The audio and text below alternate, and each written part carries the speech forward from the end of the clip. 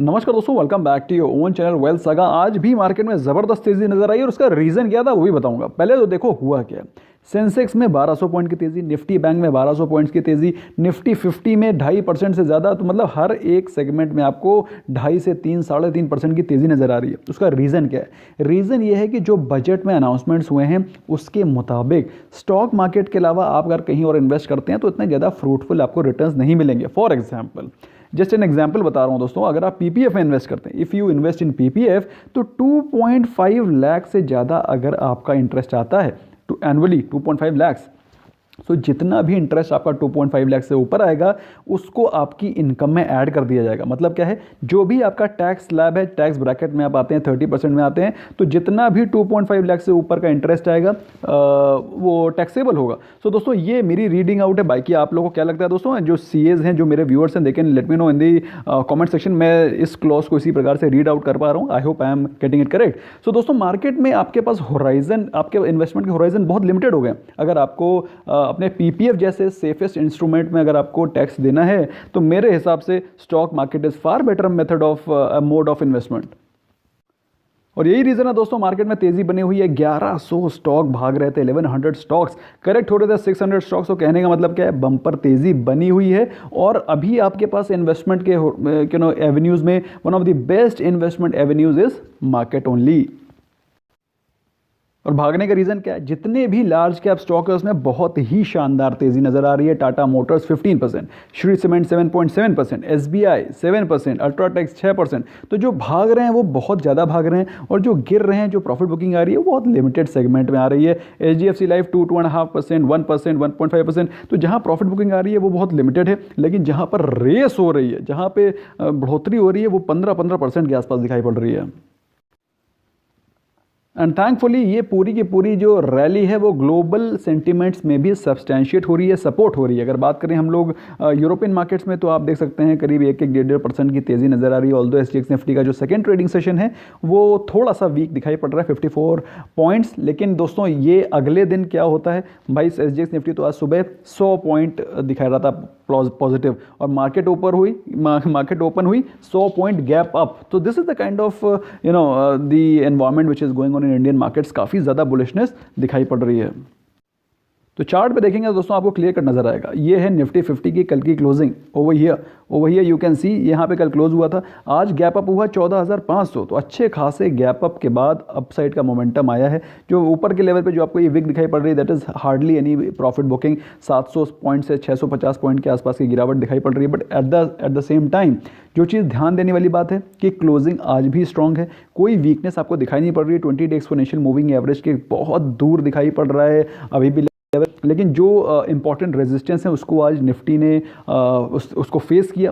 14,750 का एक strong resistance था, वहाँ से आज भी उसने रीट्रेसमेंट लेने की कोशिश करी है। इंट्राडे चार्ट में देखें दोस्तों तो आज मॉर्निंग में गैप अप ओपन हुआ, उसके बाद अपसाइड आई, और उसके बाद मार्केट एक जोन में ट्रैवल करती रही, जिससे आपको पता चलता है कि मार्केट में अभी इस वीक का प्रीमियम डिके बहुत ही सॉलिड तरीके से चल रहा है, और हो सकता है कल के दिन भी आपको रेंज बाउंड मार्केट ही दिखाई पड़े।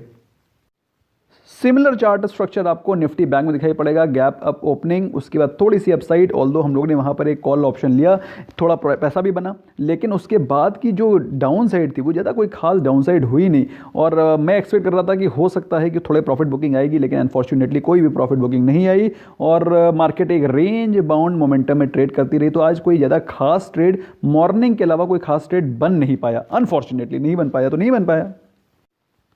तो यही चीज़ अगर आप डेली कैंडल पे देखेंगे तो आप पाएंगे कि निफ्टी बैंक में भी कोई वीकनेस दिखाई नहीं पड़ रही है। स्पेशली जो पीएसयू बैंक है उसमें काफ़ी तेज़ी नज़र आ रही है। 34,000 के लेवल्स टूट चुके हैं। 34,000 का एक साइकोलॉजिकल रेजिस्टेंस था जिसको कि उसने एक बहुत ही शानदार तरीके से तोड़ा है, और 34,300 पे क्लोजिंग हुई है, which is a pretty strong closing.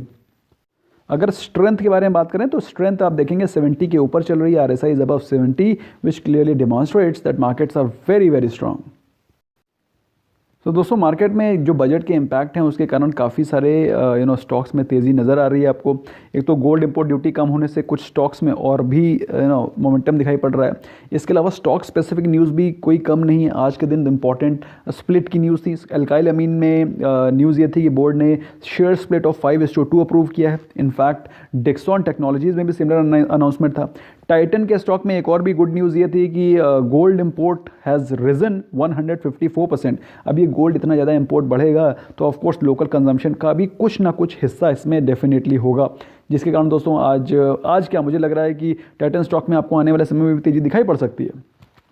Listing के बारे में बात करते हैं। इंडिगो पेंट्स आज बहुत ही शानदार तरीके से लिस्ट हुआ। करीब 85% की शानदार लिस्टिंग थी, अपर सर्किट पे जाके हिट हो गया। अब अगर आप बात करें वैल्यूएशन की तो इंडिगो पेंट्स का जो वैल्यूएशन है एशियन पेंट से डबल है। भाई Asian Paint is 65 times price to earning ratio is 65 times. तो भाई एशियन पेंट्स खुद ही इतना महंगा है, जबकि Asian Paint 50% of the market share command करता है। इंडिगो पेंट्स का जो प्राइस टू अर्निंग है वो आप समझ सकते हैं 130 times, almost double of Asian Paints, which clearly demonstrates कि मार्केट में इस समय जो रैली है वो ग्रोथ बेस्ड रैली है। Basically market is looking forward to which stock which sector can give you growth. इस समय valuation are not being taken care by market को इस समय दिखाई पड़ रही है ग्रोथ। जिस सेक्टर में जिस स्टॉक में ग्रोथ है उसमें पैसे लगाओ और वैल्यूएशंस अर्निंग्स ऑटोमेटिकली आने वाले समय में दिखाई पड़ने लगेंगी। ऐसा ओपिनियन है मार्केट का। आपका ओपिनियन क्या है आप मुझे कमेंट सेक्शन में लिख कर बता सकते हैं। क्या आपको ऐसे स्टॉक में जिसका कि जो सेक्टर लीडर है वो सस्ता मिल रहा हो और जो महंगा स्टॉक है उसमें इन्वेस्टमेंट करना बनता है? भाई मैंने तो बता रखा है कि इंडिगो पेंट्स में आप लोग अपने कुछ परसेंट प्रॉफिट अपना बुक कर सकते हैं। लॉन्ग टर्म के पॉइंट ऑफ व्यू से इंडिगो पेंट्स एक बहुत ही शानदार स्टॉक है, क्योंकि बहुत ही हाई ग्रोथ दिखाई पड़ रही है स्टॉक में। And this stock has to go बहुत सारा स्कोप है अभी आगे बढ़ने का। तो हाई ग्रोथ तो है but at the same time costly valuation as on date, आज के दिन पे वैल्यूएशन काफ़ी ज़्यादा कॉस्टली हो गई है। इसके अलावा भी स्टॉक स्पेसिफिक काफ़ी सारी न्यूज़ थी जिसके चलते आईओसी बीपीसीएल में जैसा कि आपको मालूम है कि no proposal to hike excise duty on petrol and diesel, ऐसा मिनिस्ट्री ने बोला है। तो मेरे हिसाब से दोस्तों it's a positive news as far as customers are concern. कम से कम कस्टमर्स के लिए तो बेहतर ही है। ओके, रेटिंग एजेंसी फिश ने इंडिया की जीडीपी को 11% पे पेग किया है, जो कि इन लाइन्स विद एक्सपेक्टेशंस है, in line with government data है। तो मेरे हिसाब से again I consider this to be a positive news, if not negative. It is if not very positive then it is not at all negative. मेरे हिसाब से this is again an okay analysis और research। बात करें Dixon technologies की दोस्तों, जैसा कि आपको मालूम है 1:5 शेयर का स्प्लिट हुआ है। आपके पास एक शेयर है तो आपको 5 हो जाएंगे, 5 मिलेंगे। तो कुल मिलाकर कहने का मतलब क्या है, जिन लोगों के पास डिक्सॉन टेक्नोलॉजीज़ को लेने के पैसे नहीं थे वो अब इसको अफोर्ड कर पाएंगे और ये और भी ज़्यादा वॉल्यूम में हो जाएगा और भी ज़्यादा ट्रेडेबल हो जाएगा, जिसके चलते डिक्सॉन टेक्नोलॉजीज़ में आपको आने वाले समय में भी पॉजिटिव मोमेंटम दिखाई पड़ेगा। होम फर्स्ट आईपीओ 25 से 30% के पॉजिटिव प्रीमियम पे एज ऑन डेट दिखाई पड़ रहा है। इसका मतलब क्या है भाई, आज 25% के प्रीमियम पे दिख रहा है। इसका मतलब क्या है कि कल के दिन जब लिस्टिंग होगी तो इससे बेहतर ही आपकी लिस्टिंग होगी, क्योंकि मार्केट में बायंसी अच्छी खासी चल रही है और होम अफोर्डेबल होम के ऊपर गवर्नमेंट का ध्यान भी है। उसके चलते मेरे हिसाब से होम फर्स्ट के जिन लोगों को अलॉट हुआ है कॉमेंट सेक्शन में डेफिनेटली बताना, और मेरे हिसाब से आपको एक अच्छा लिस्टिंग का एक्सपेक्टेशन कल के दिन करना चाहिए। I am hopeful it should be listing approximately 35 to 40% में भी हो सकता है, 50% के ज़्यादा के प्रीमियम में भी ये लिस्ट हो सकता है। So all the best to those people जिनको कि ये अलॉट हुआ है। नॉट सो गुड न्यूज़ क्या है? नॉट सो गुड न्यूज़ में दोस्तों सबसे पहली चीज़ आप लोग पूछ रहे थे रिलायंस क्यों गिर रहा है। रिलायंस इसलिए गिर रहा है क्योंकि रिलायंस को कोई भी सपोर्ट नहीं मिल पा रहा है एज़ फार एज़ जो डील है उस पर हथौड़े चल रहे हैं। अमेज़ॉन का पलड़ा ज़्यादा भारी नज़र आ रहा है। दिल्ली हाई कोर्ट ने इंटरिम रिलीफ दे दी है अमेज़ॉन को और बोला है कि जो डील है उस पर स्टेटस को मेंटेन किया जाए। बेसिकली क्या कहा गया है, interim relief to Amazon directing all authorities and parties to maintain status quo on the deal until a detailed interim order on the case is ordered। तो कहने का मतलब क्या है कि स्टेटस को वहीं पर जहाँ पे गाड़ी थी वहीं पर रुक जाएगी। मतलब क्या है इसका मतलब यह है कि रिलायंस और फ्यूचर की कोई डील नहीं होगी। अमेज़ॉन के जो साथ जो डील हो रखी है वो वहीं पर स्टेटस को मेंटेन किया जाएगा, वहीं पर वो जो पुरानी डील थी उसको एग्जिस्टिंग माना जाएगा। ओवरऑल दोस्तों ये रिलायंस के लिए, फ्यूचर रिटेल के लिए, रिलायंस के लिए तो जितना है मान लो झटका है ही, फ्यूचर ग्रुप के लिए ज़्यादा बड़ा झटका है मेरे हिसाब से दोस्तों। अगर ये डील फाइनल नहीं होती है रिलायंस और फ्यूचर की, so it will be a bigger setback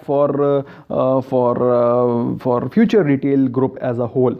इसके अलावा दोस्तों आज के दिन स्टॉक, कुछ ऑटो स्टॉक्स में भी अच्छी खासी आपको करेक्शन नज़र आता है। उसका रीज़न ये था कि ऑल्दो गवर्नमेंट ने स्क्रैपिंग पॉलिसी लाई है, लेकिन उसमें कुछ लूप होल्स और क्लैरिटी की कमी दिखाई पड़ रही है, जिसके चलते लोग, आपके पास गाड़ी है, मेरे पास भी गाड़ी है भाई, मैं अपनी गाड़ी को स्क्रैप क्यों करूँगा जब तक मुझे कोई इंसेंटिव नज़र नहीं आएगा कि भाई अब अगर आप नई गाड़ी लेंगे तो उसमें आपको सरकार की तरफ से रजिस्ट्रेशन माफ़ है, या फिर आप 100 एंड 100 चीज़ें माफ़ हैं, या फिर आपको इतना % एडिशनल डिस्काउंट मिलेगा, या फिर आपको ये सेस नहीं देना पड़ेगा। तो जब तक कोई इंसेंटिव नहीं होगा कोई आदमी अपनी गाड़ी को क्यों स्क्रैप करेगा? मतलब पीपल विल, भाई इतना आसान, इतना ट्रांसपेरेंसी नहीं है इंडिया में कि आप पता कर पाएँ कि किसके घर में ओल्ड गाड़ी है। सो ओवरऑल मेरे हिसाब से people should incentivise the scrapping, तभी कुछ बेहतर हो पाएगा। इसके अलावा दोस्तों बात करें ड्यूटीज़ भी, तो इम्पोर्ट ड्यूटीज़ भी बढ़ी हैं, और इंडिया में आपको मालूम है लिथियम आयन बैटरीज बनती नहीं, ऑटो पार्ट्स बहुत ही लिमिटेड बनते हैं। जो कुछ कंपनीज़ हैं जो थोड़ा मोड़ा मैन्युफैक्चरिंग करती हैं वो भी सारे के सारे असेंबलिंग पे ज़्यादा फोकस करती हैं,